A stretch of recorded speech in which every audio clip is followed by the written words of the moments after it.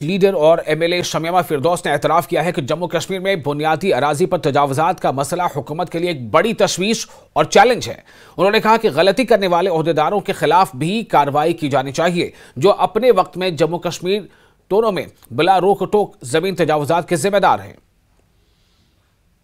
MLA Shamima फिरदौस में मौजूद है। आज बात हुई है कि सरकार ने भी माना है कि लैंड इंक्रोचमेंट हुआ है बड़े पैमाने पे। आप कैसे देखते हैं इस लैंड इंक्रोचमेंट को? ये बात सही है कि अभी हम देख रहे हैं कि लैंड की जो एनक्रोचमेंट हुई है वो हदें पार कर गई है।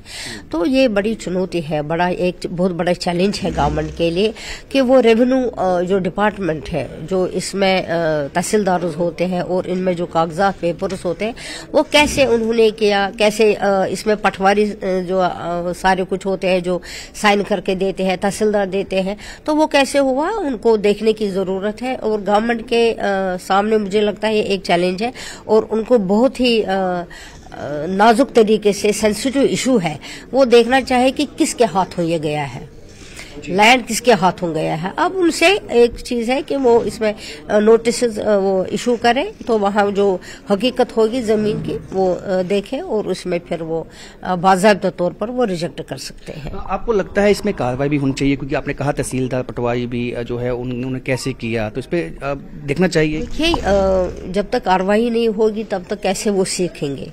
कार्रवाई तो जरूरी है पटवारी से लेकर ऊपर तक कि कैसे हुआ है, क्योंकि जब तक इसमें उन्होंने देखा नहीं होगा हम कैसे एडजस्ट करेंगे।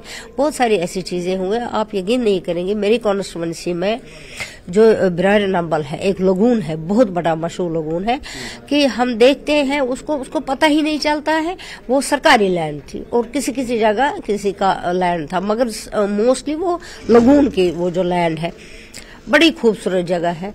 उसमें हमने इन 10 सालों में देखा कि इतने कागज, इतने हेरा फेरी हो गई और जो जमीन है वहां पे वो किसी ने शेड बनाया है, किसी ने मकान बनाया है, किसी ने ऐसे ही उसमें ऑक्यूपाई किया है, किसी ने गाड़ी रखी है।